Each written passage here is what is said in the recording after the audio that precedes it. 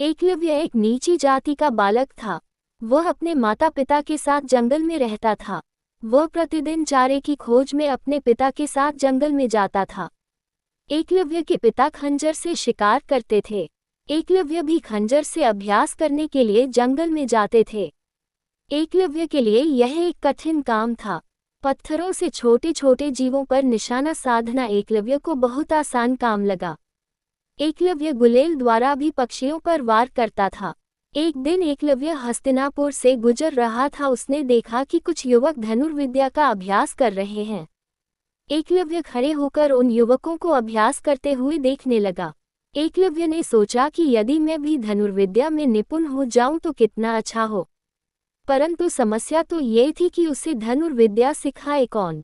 एकलव्य क्षत्रिय नहीं था, इसलिए उसे धनुर्विद्या सीखने का कोई अधिकार नहीं था।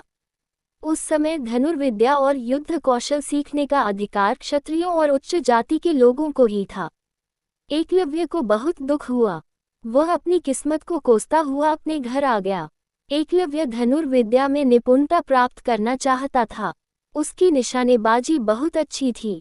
उसने एक खरगोश पर निशाना साधकर उसको एक ही वार में ढेर कर दिया था।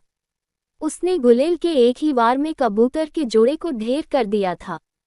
एकलव्य अपने मन में सोचने लगा कि यदि मैं धनुर्विद्या में निपुण हो जाऊं तो मैं हिरन आदि पशुओं को आसानी से शिकार बना सकता हूं।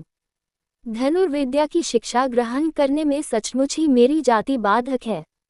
एकलव्य जब भी हस्तिनापुर जाता तभी धनुर्विद्या सीखते हुए युवकों को बड़े ही ध्यान से देखता। एकलव्य ने शीघ्र ही धनुष बनाना सीख लिया और धीरे धीरे कुछ बाण भी इकट्ठे कर लिए। उस समय गुरु द्रोणाचार्य धनुर्विद्या के सर्वश्रेष्ठ आचार्य थे। एकलव्य ने स्वयं से कहा, मैं गुरु द्रोणाचार्य का शिष्य हूँ। एकलव्य ने द्रोणाचार्य की मिट्टी की मूर्ति बनाकर एक पेड़ के नीचे रख दी। एकलव्य ने गुरु द्रोणाचार्य की मिट्टी की मूर्ति को प्रणाम करके धनुर्विद्या का अभ्यास करना प्रारंभ कर दिया। धनुर्विद्या सीखना एक अत्यंत कठिन काम था।